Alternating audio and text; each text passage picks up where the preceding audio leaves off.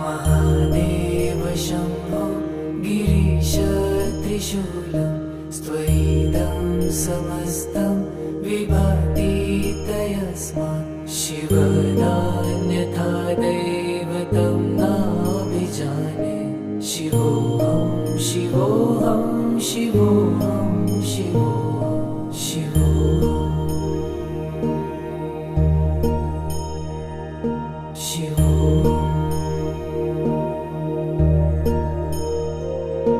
यतो जयतेदं प्रपञ्चं विचित्रं स्थितिं याति यस्मिन् यदेकान्तमन्ते